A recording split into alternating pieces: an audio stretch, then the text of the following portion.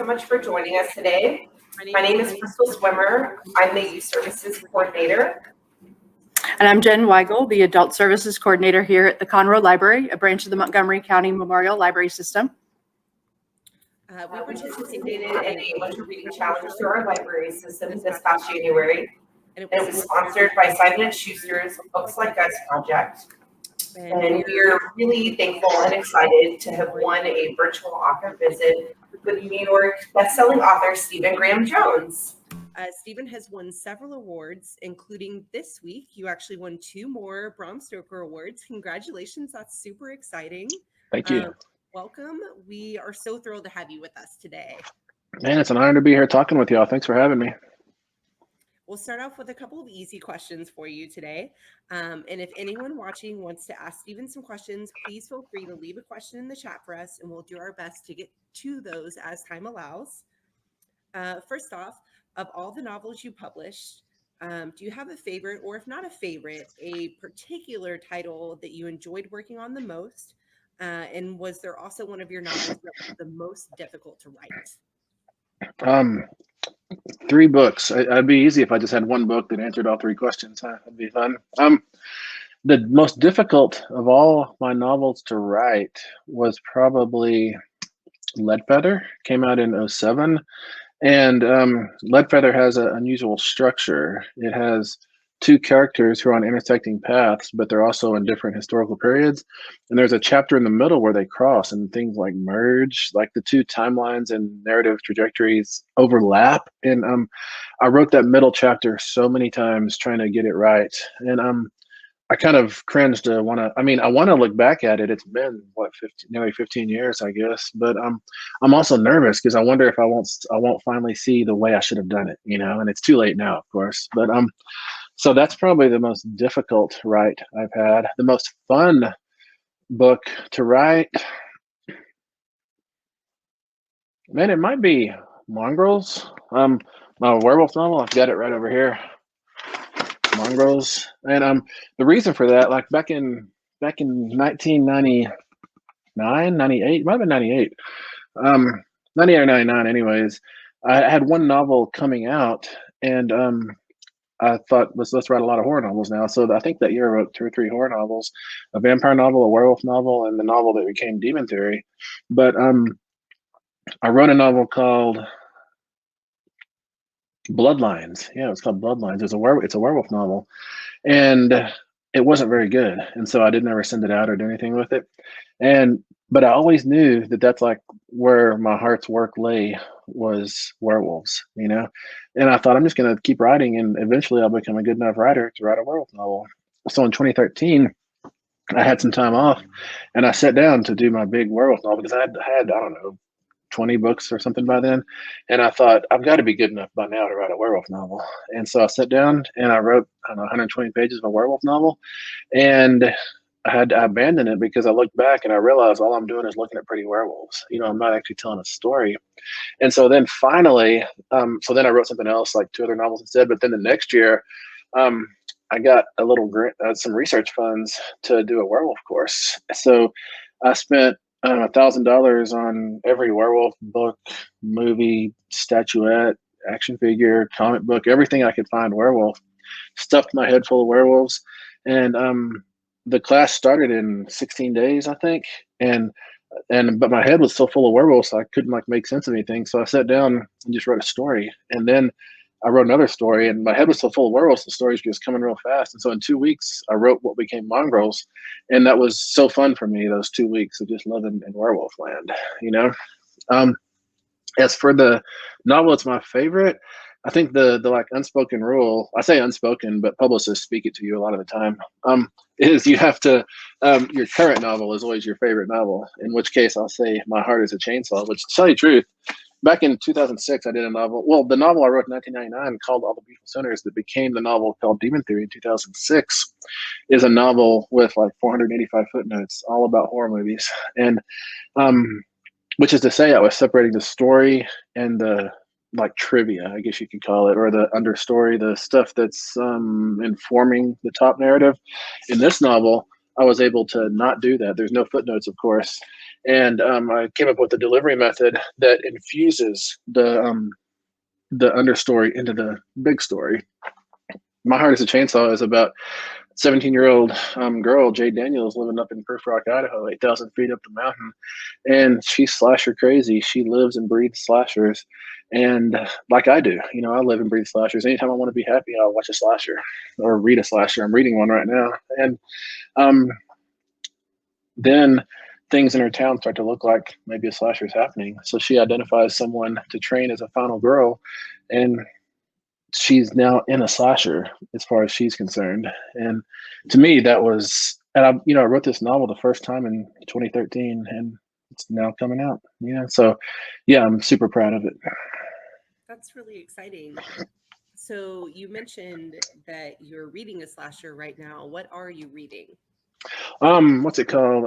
It's called Escape from Happy Town by Jack Quaid, but Jack Quaid is a super fake person. I have no idea who Jack Quaid really is. Like, Jack Quaid needs to be in like 6 sets of quotation marks. Maybe I know maybe I know Jack Quaid. Maybe I hang out with Jack Quaid. I don't have any idea. But it's if you know the comic book Hack and Slash by Tim Seeley, it's about a woman, Cassie Hack, who goes across the world fighting slashers.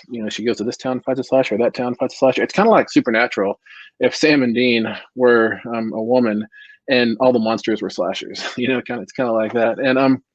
And that's how Escape from Happy Town is. It's a woman who goes from place to place fighting slashers. And I'm totally having a ball so far. I'm about 85% through it right now. I'll finish it this afternoon probably. You mentioned Supernatural, and you're totally speaking my language. That's one of my top favorite TV shows. It's very sad. I know. I mean, I was sad it ended, but it ended really well too, I thought. It was a heartbreaker. And I keep seeing Sam and Dean's face on a tile in my Netflix queue because I can't let them go. And I'm thinking maybe I should just watch all 16 seasons again. It wouldn't be that hard. Just binge it. Yeah, it'd be so. I mean, it's both heartening and heartbreaking to watch them go from so obviously young to who they are now. They're not like old or anything, but they just change across anybody's going to change across 16 years. You can watch Sam's hairstyles go all crazy and everything. But no, I agree. I think Supernatural is one of the very, very few television shows to stay true to itself. Most television shows, once they get enough cultural momentum, they turn on themselves and they change and become something different. But Supernatural always stayed true to what it was, and it's really singular, I think. Yeah, I love it. Mm-hmm. So you obviously are a big fan of the horror genre, the slasher films and books. But how did you take that interest and that love for that genre and turn it into writing? Like, how did that come about? And who are some of your favorite horror authors or authors that kind of inspired you along the way during your own writing?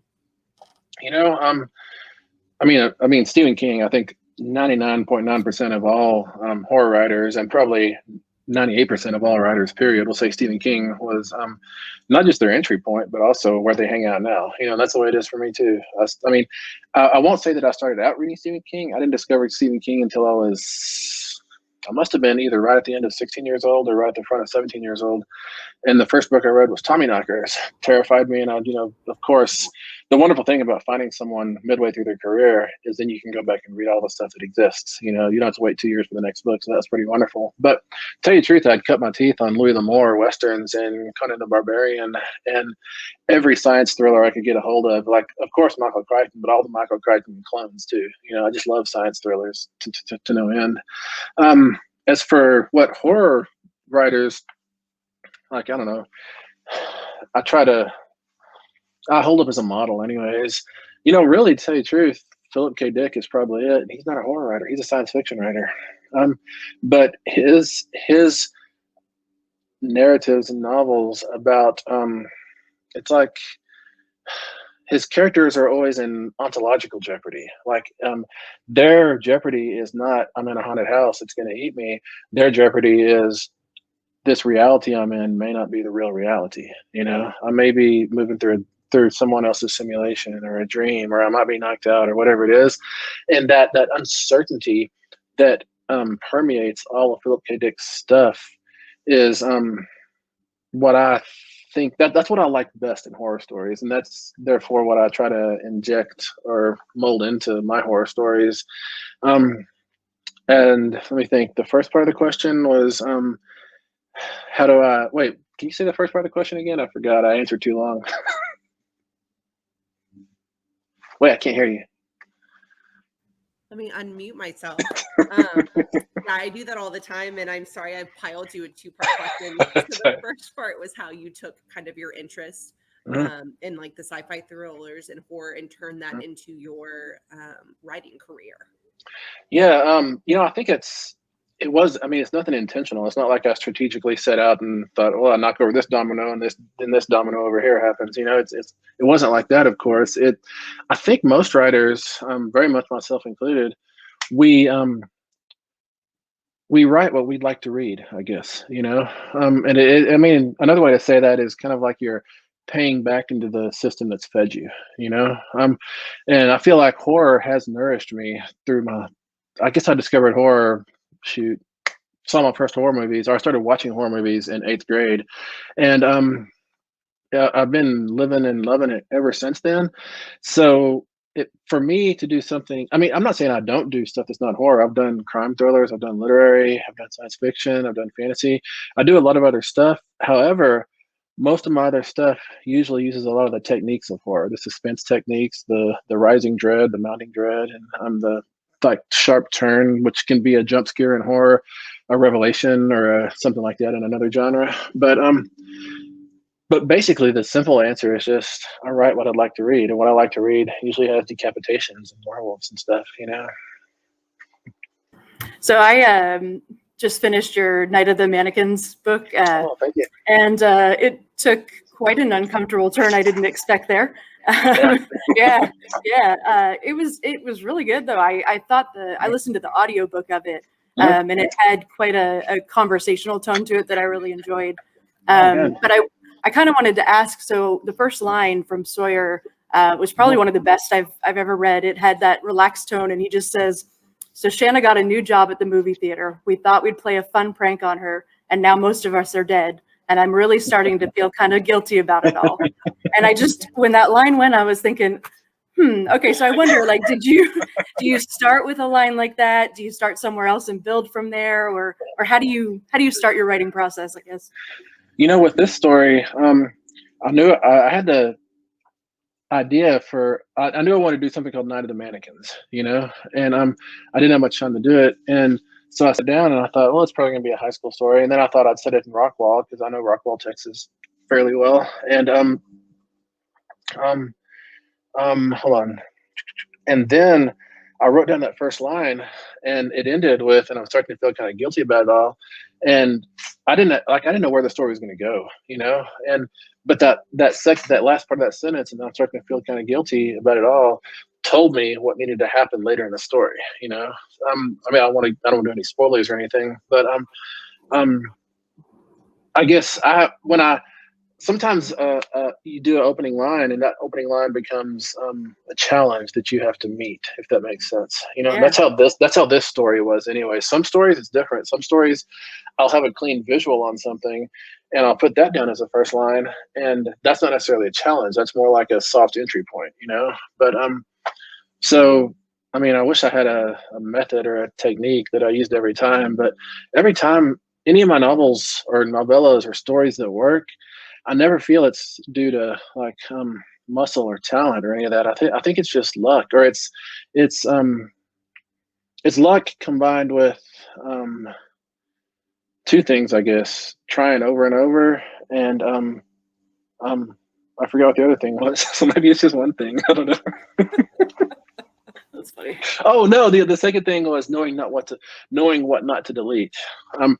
Because our inner critic is always telling us that sucks, that sucks, that sucks. And so if you listen to that inner critic too much, you're never going to get anywhere. You're going to be in a loop where you don't move forward, So to me, that's one of the real tricks of writing, is knowing what not to delete. So while we were doing our winter reading challenge, because it was sponsored by Simon and Schuster's Books Like Us, I went through and I watched a lot of the videos that they posted of authors sharing the moments that they first encountered a character in a novel that reflected them. It's a wonderful project. It was really interesting going through watching it. And I actually remember watching your video, and you were talking about When the Legends Die by Hal Borland, and how you read that novel in middle school. And that was the first time that you ever remembered seeing a native character in a novel, and that it was extra special because you actually got to see him go from being young and growing up.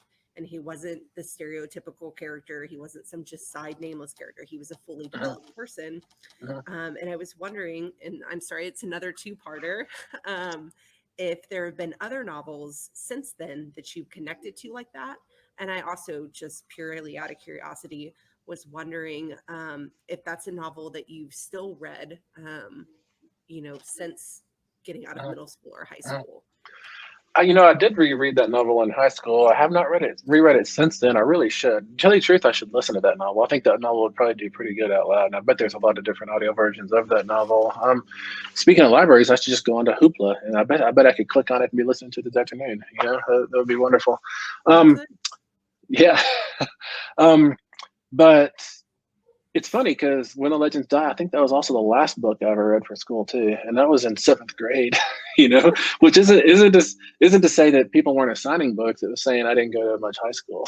There was, instead of going to high school, I kind of lived at the pool hall and under a truck and in the cotton field doing work. I figured I needed money to buy parts for my truck, and then in the nighttime I had to be a good pool player. That was my big plan in life.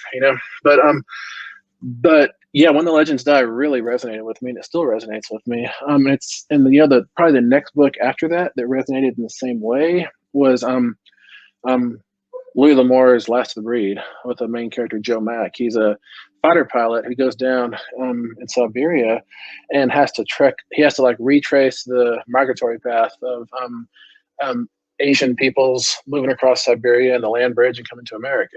And it really connected with me at the time, and I read that book a few times in high school. I'm not saying I didn't read more books in high school. I read a lot of books in high school, just not for class. There was much better things to do. I think I was wrong. I'm kind of jealous because, when I talk to people, they have a foundation of knowledge that I don't have because I missed out on all this basic stuff.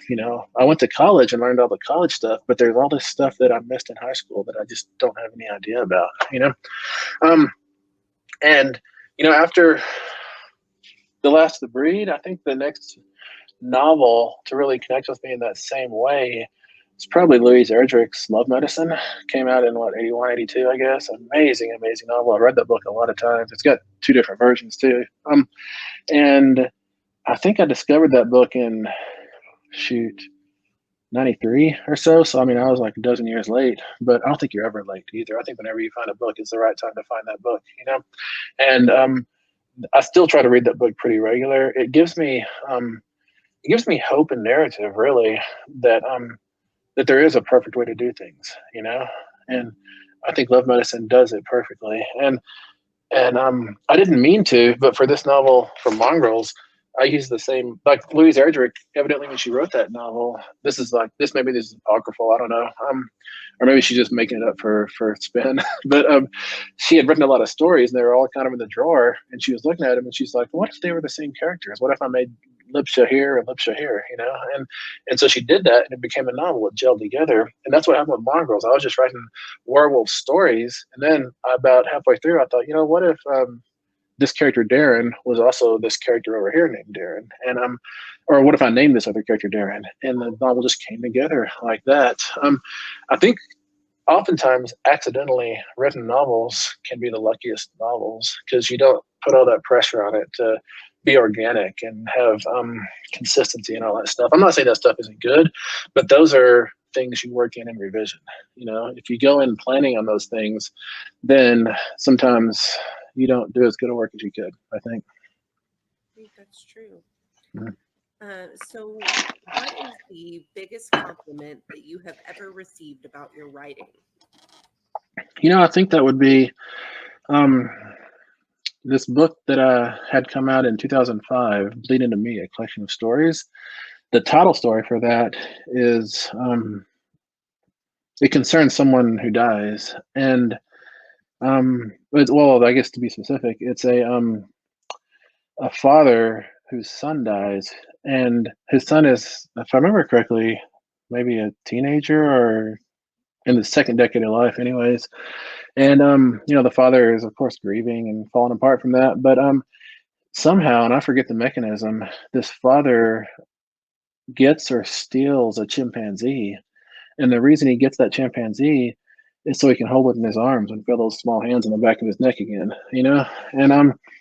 and I had people writing me letters. This is back when fan letters happened instead of like DM you on social media, writing me letters that that story helped them process through things in their lives, or it gave things in their lives a narrative or stuff like that. And to me, that's the highest compliment I can possibly ever get for my work, that it connected with somebody like that. I mean, but all the same, horror novels, it feels just the same when people tell me, when I see a post on social media, well, here I am up again at 3:30 a.m. because I can't sleep because I read one of Stephen's novels. I'm like, yes, that's what you do it for, Well, you did that to me, so you should be pretty excited about that. Thank you. I know Crystal and I were talking a little bit about the books, and she kept coming to my desk going, I had to pause for a minute. It was pretty funny. But so the next little bit I've got here, a friend of mine, Cody, he'd posted online that your novel, The Only Good Indians, was #1 of his top 5 books that he'd read so far this year. And I asked if he had any questions for you, because he came up with 4 for us here. So I'll go through those. The first one is, you're an incredibly prolific writer and also an educator. How do you find the time to keep up with a writing schedule with your teaching schedule? And have the two pursuits influenced each other at all? They've definitely influenced each other. I hear myself like articulating principles about fiction in the classroom, and I'm kind of like, I'm not making it up. It comes from experience, but all the same, it's the first time I've said that aloud, because I never really thought about it. I never thought it through. It was always like something that swirled around at the instinctual level, but I'll hear myself articulating it for a student. And then 2 days later, I'm trying to hammer down the second part of chapter 12 or whatever.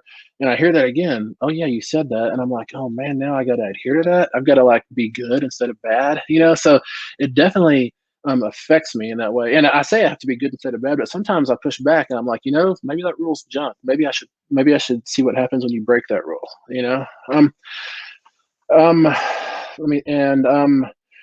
as for how to get a lot of writing done, back in, I don't know, sometime in the early 2000s, I had just been teaching, 2, 3, 4 years. And I pulled a schedule that semester that was the same thing I had taught a previous semester. And I thought, oh, I've done this before. I can just coast. And so I did the same syllabus, the same readings. And what I found was that when I kind of told myself I was coasting in one part of my life, that I also coasted through the other part of my life. And so that semester, I got very little writing done because I'm like, oh, well, I'll do it later. What that taught me was that I've got to go 110% in every facet, every aspect of my life. I've got to teach with everything I've got. And when I have everything revved up in the teaching field, then that same revving up transfers over to writing, and as for how to get a lot done on the page, for me, it's just about choosing writing. It's about not watching basketball all the time, which I want to do. That's what I want to do, is watch basketball all the time. But I have to choose writing over basketball. I have to choose writing over, going to a club and hanging out with people. I have to choose. My rule is I have to choose writing over everything but family and health. And I used to give this advice like 4 or 5 years ago, and I'd enumerate 3 things. I'd say, writing, health, and I don't know what the third thing was, so it must not have been important. So now I'm down to 2 things, Oh, no, wait. No, family and health. I'm sorry, not writing and health, family and health. Yeah, because you got to have your people, and your people doesn't have to be like your relatives or your close family. It can be friends. Friends are your family too, of course. And which is all complicated in the pandemic because our friends have all been on Zoom, but I've been doing hangouts with friends on Zoom. I mean, it's different, of course, but it works, Yeah, for sure. It's been quite a different year in general with Mhm. with the way we've interacted with people. Yeah. The next question we've got is, although you typically write within specific genres such as horror, crime fiction, etc., Mhm. your stories tend to subvert the genres in which you write in interesting ways and bring in Mhm. perspectives and voices not always associated with those genres. Do you feel there's something specific about the horror or crime genres that make them the best vehicles to deal with your particular themes that you're interested in and exploring in your works? If I have themes, then it's just, I guess it's three things. Basketball, trucks, and father-son stories. Like, I think those are the three main stories. I mean, I think father-son stories are the main stories I tell, and I find ways to dress them up with basketball and trucks. But it's funny when I look back at all my books, 90% of them are just an excuse to write about a 1969 half-ton Ford, because that's what I really want to do, but nobody's going to listen to me talk about a truck for 300 pages. And so I've got to come up with some story to wrap it all in and characters and all that junk, which is fun. But for me, the beating heart of it is that 1969 Ford. I love trucks. Like, the biggest photo album on my phone is trucks that I take pictures of in parking lots. I just am forever in love with trucks. And not necessarily super nice trucks. I just like trucks. That's just what I love. And I love and miss basketball to no end. However, in The Only Good Indians, I got to do a basketball scene like I wanted to do a basketball scene finally, because I've been trying for a few years. And so I kind of wonder if it's going to be a good long while before I do basketball again, because I kind of fear that any basketball scene I do is going to be compared to this one in The Only Good Indians. And I feel like I finally in The Only Good Indians did it like I wanted to do it. So what else? I mean, it's not like what else can I do, but how can I ever stage it such that a basketball game means that much again? So the title of The Only Good Indians comes from an expression with an obviously troubling connotation. Mhm. How did you decide on that title, and how is it meant to relate to the actions of some of the characters in the book?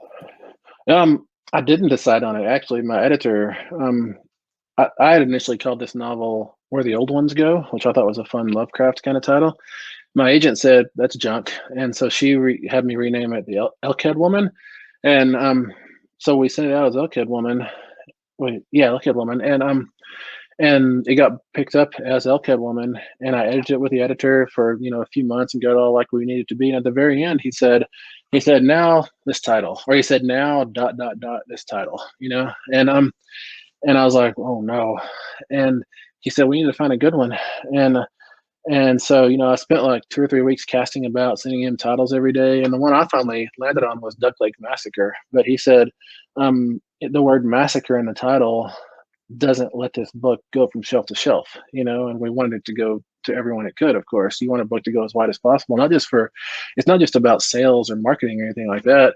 It's about the story connecting, and a title that doesn't have massacre in it does let the story connect with more people potentially. So, then I finally decided, and this doesn't make sense, but in light of what he said about no massacre in the title, it doesn't make sense. But I thought, what if we move the middle part of that novel, Sweat Lodge Massacre, to the cover?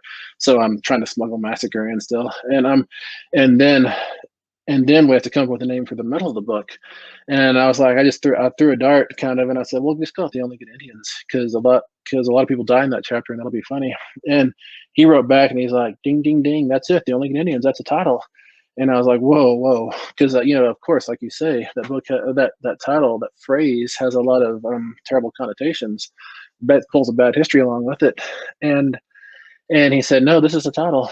And I said, I don't know if I can do that. So I took a couple more weeks, talked to a lot of friends about it, and they said, yeah, that's a pretty gamey title. It could get you some, it could not work out in your favor. And what I was worried about was that it was, people weren't going to read it like as I was intending it, like somewhat ironically, that I was afraid it was going to be me seeding that bad antique phrase back into the world, and I didn't want to hear somebody saying it the wrong way, is basically what it was. But then I went back and reread the novel, and the editor was right. All these people in this novel, that is what they're struggling with and dealing with, is how do I be a good Indian in today's world, and he was right. That's a good title. So I told him yes, and this book did go from shelf to shelf and connect with a lot of people, and of course, too, I never want to push the idea that there's just one way to be a good Indian. I think there's 7 million ways, because right now there's 7 million of us. Maybe in 2 years it'll be 8 million ways. But it's not all about doing things like they were doing 200 years ago. It's not about being successful in this field or that side of the fence or anything. It's just about being. To tell you the truth, to be native in today's world is to have lived through the attempt by America to either kill you or make you invisible. So if you're just standing up or just existing in the world, then I think you're doing good. Yeah, absolutely. I have to laugh because when you say a lot of people die, it's funny. I'm thinking that's one way to look at it. The last question I think I've got here from Cody was, when writing, is there ever a conscious attempt to subvert reader expectations, or do those subversions come organically based on the direction that the story pulls you? No, they're definitely intentional in everything I write.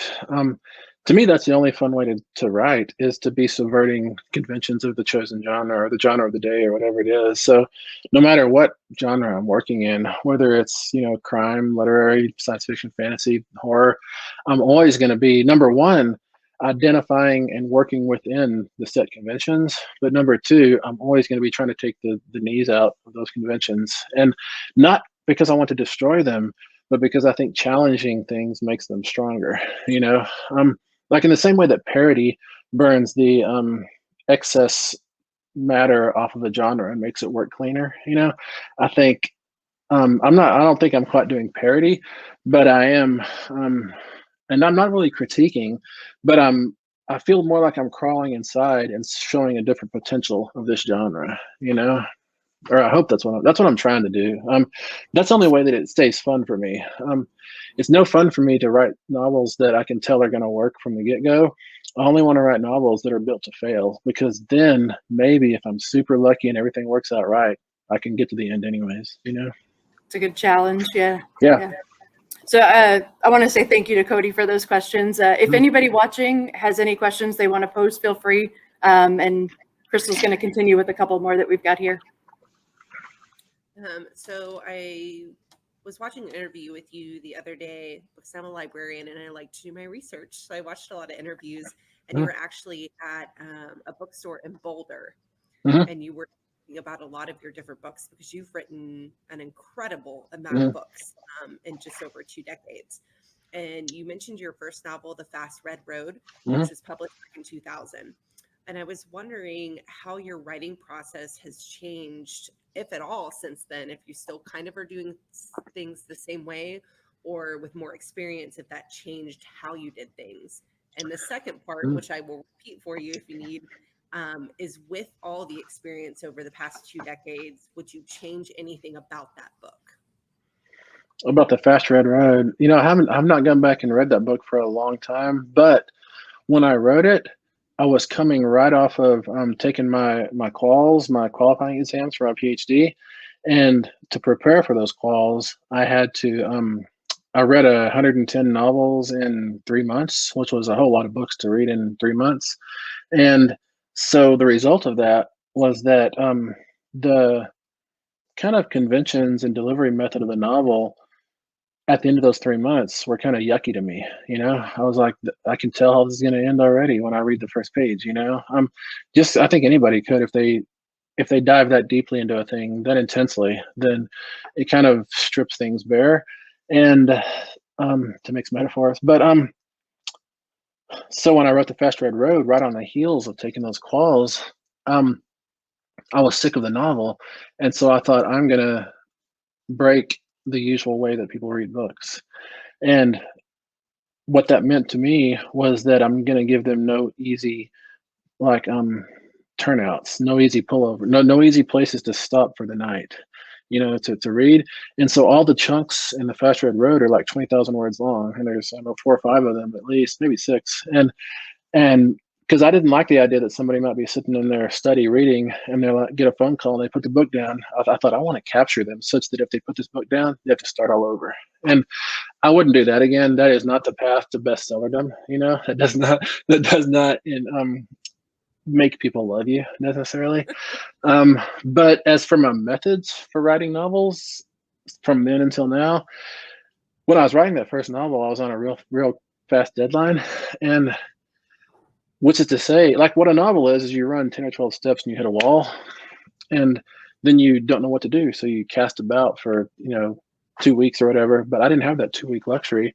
So every time I hit that wall, I'll just reach in my head and put down a piece of my life on the page and change the name such that it fit the characters. And that's still what I do when I write. My Heart is a Chainsaw coming out in August. It's got pieces of my life peppered all through it, and it's not because I think my life is inherently interesting. It's because the first time I wrote a novel, that was a method that got me through, and so that conditioned me to think that's how you get through, and so I just keep doing that. Okay. Well, they say, the best writing is when you write what you know, and you know yourself pretty well. So Yeah. What Salman Rushdie says, write what you know, as long as what you know is interesting. Yep. Well, you've mentioned in several interviews, and we've talked a bit about it today, about how you're a big fan of slasher films and novels. And I know this is probably like asking a parent to pick their favorite child, but I'm going to do it anyway. If you had to, you absolutely have to pick one or two slasher films and one or two slasher books. And it doesn't even necessarily have to be your favorite, just ones that really stand out to you that you find yourself going back and reading or watching over and over again. The movie part is easy. The movie I watch the most of any genre is Scream. I'm always watching and reading Scream or reading books about Scream. I love that movie. Yeah, I watch Scream these days probably about every 4 weeks, maybe 5 weeks. And you're much more committed to it than I am, but I do love it. I watch it at least once a year. Yeah. Sometimes with commentary, sometimes not. And sometimes it leads me through the next 3 movies, and I'm so excited the 5th one is coming out. The same people who did Ready or Not, and Ready or Not was so much fun. So yeah, if I had to pick one slasher, it would be that. If I had to pick 2 slashers, I would probably pick Scream and maybe Cabin in the Woods. I think that's a really fun time. Yeah, I don't think you can go wrong with Cabin in the Woods. Novels, pretty soon here you have Grady Hendrix's The Final Girl Support Group coming out, which is a wonderful premise for a novel, for a slasher. I like Gina Walsdorf's Security. Came out about, I don't know, 3 years ago, maybe 4 years ago, maybe not that long. It's most slashers are closed door slashers, which is to say, the doors close and the people are trapped in a space, whether that's a campsite, a lake, whatever it is. In this case, the doors close on a tower, the sky, kind of like a tall hotel, not a skyscraper, I would say, but there's no one in the hotel. It's not opened yet, which is pretty spooky. It's kind of like a Shining setup. And it does some fun stuff with formatting as well. Let's see what else. Maybe just for pure cartoon appeal. And I forget the writer's name suddenly. Oh, that's terrible.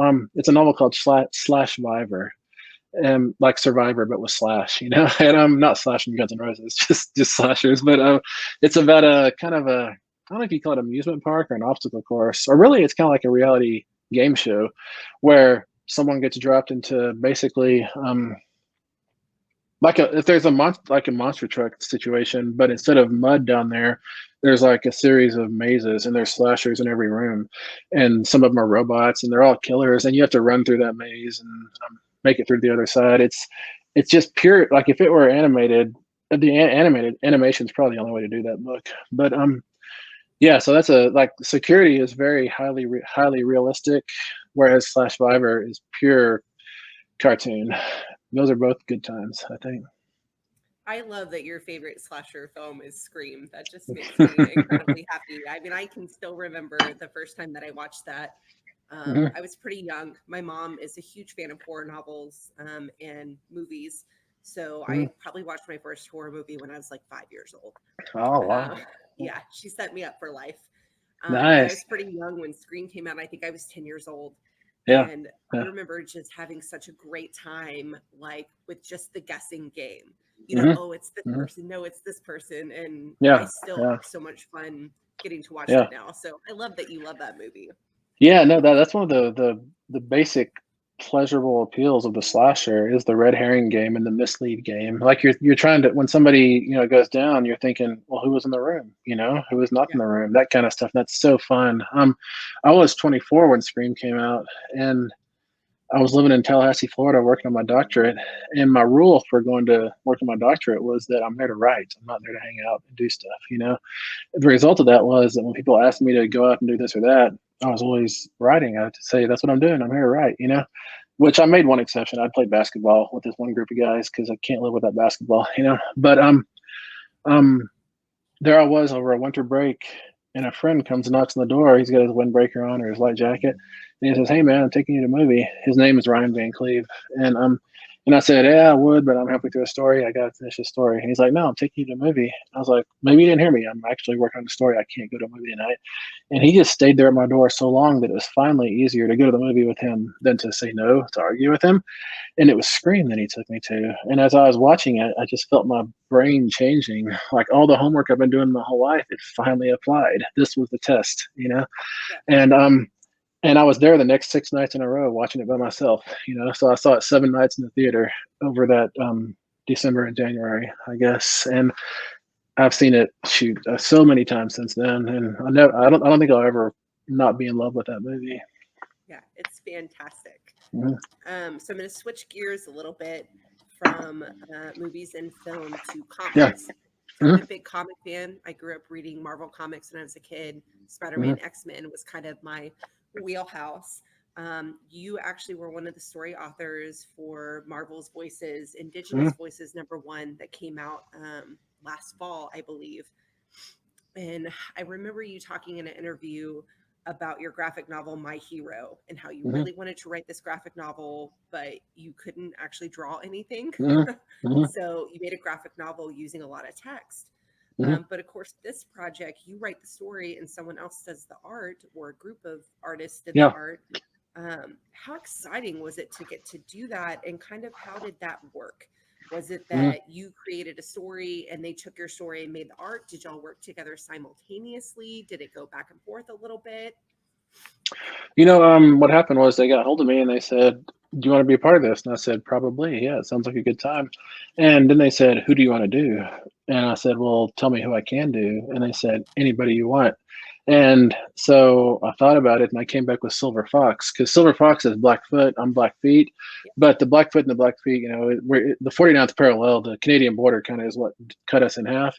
Maybe not in half, maybe in 2/3 and a third. But so we used to be the same people, the Blackfoot and the Blackfeet. We only became the Blackfeet after the United States was formed, I believe.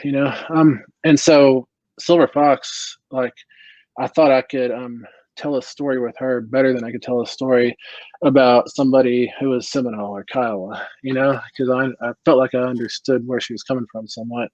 And so they said, "Yeah, go for it." So I just wrote a script, a comic script, and then the editor had a couple of ideas at the script level, which were great ideas. And then the artist came in and he did thumbnails for everything, like got the layout down and the rough character sketches, and that all worked. He has a really, really good eye for that, a really good pen and pencil. And so then he finished it up, with pencils. And I'm not sure if he inked it or someone else did, but whoever it was did a good job. And then the colorist and the letterer came in, and then the editor came in again, and she came back and she adjusted like like dialogue attribution or a tail on a speech balloon, that kind of stuff. And that really made things a lot better. And it worked wonderfully. Marvel has a big machine and they know how to do comics, and I've got a comic, another graphic novel coming out here in October, Memorial Ride, that worked just the same, working with University of New Mexico Press and Red Planet, the comic book store down in Albuquerque or Santa Fe. I'm suddenly forgetting. In my head, I always mush those two together, because when I go to one, I always go to the other. Well, yeah, I actually got to read the story that you wrote with Marvel, and it's fantastic. Thank you. If you had the opportunity, would you do something like that again?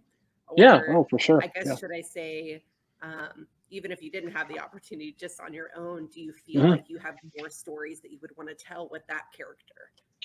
Yeah, I'm currently talking to a few different comic book outfits. Oh, Silver Fox. Yeah, I would like to follow her and Trigo. Trigo, her husband from back then, and because I think they've got more stuff to do for sure. They got more. They're sowing some seeds that are going to bloom in fun ways down through the years. I think. Mm. Man, I just saw myself. It's getting dark in here. I'll turn the lights up. Yeah. All right. All right.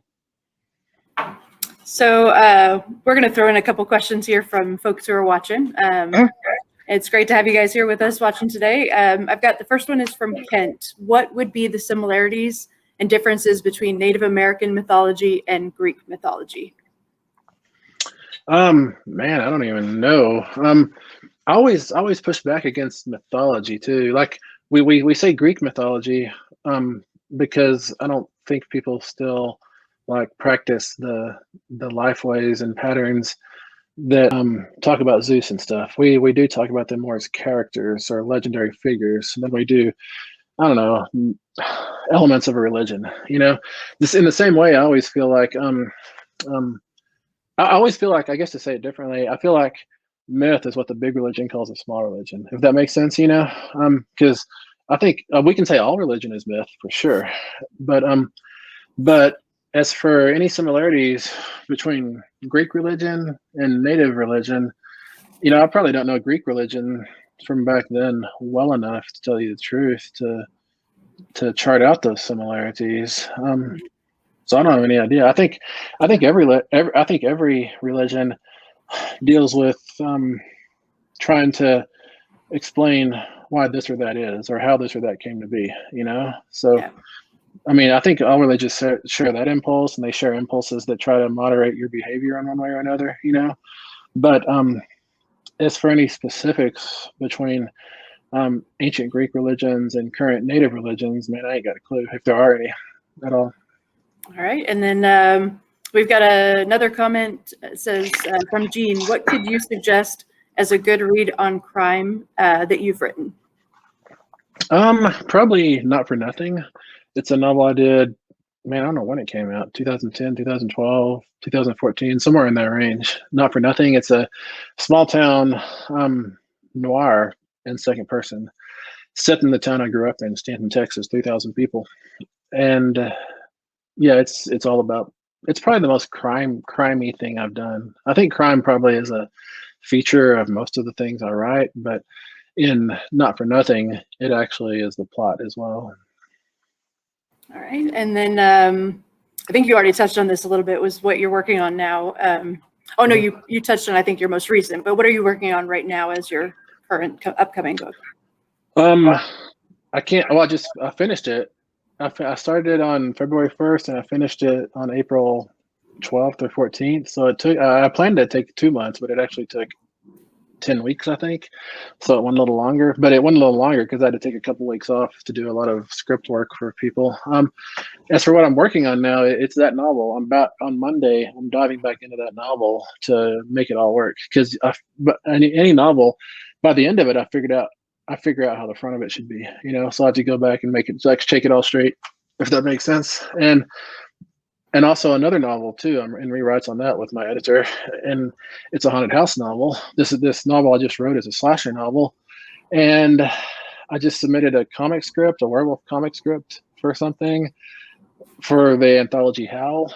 And let's see. Oh, right today I'm working on edits on a novelette, or it's like an 12,000 word story, and for an anthology. And what else? I'm currently in rewrites on a TV pilot, and currently between the second and third draft. Like, those are official things, not just things that I do, for a feature film. So Nice. a whole lot of things going on. Yeah. Yeah, that's a lot to keep up with all at once. Yeah. Is there anything else you want to share with us right now in terms of, Twitter handle, where people could find you, anything like that? Yeah, I'm on Twitter. That's the only social media I do. SGJ72. You can find me on my website. I guess I have it as demontheory.net, but it's stephengrahamjones.com, stephengrahamjones.net. Really, just search my name, and I think I pop up all over the place. All right. Well, that's all the time we've got for today. Thank you so much. This has actually been really fun. We've been really looking forward to it. And I just had a fantastic time. So thank you for talking with us today. Yes, thank you. A big thanks to Zubin and to Simon & Schuster for making this possible. But yeah, we just really appreciate your time. We had so much fun talking with you. Can't wait to see what you have coming out, which apparently is a lot. I thought I was busy, but you have put me to shame. And I'm chasing around a 17-month-old. So, but thank you so much. We appreciate it. Man, it was great talking with y'all. Thank y'all very much. All right. We look forward to seeing what you got coming out. Thank you so much. Thank you to everybody that's watching today. Take care. Hey, bye.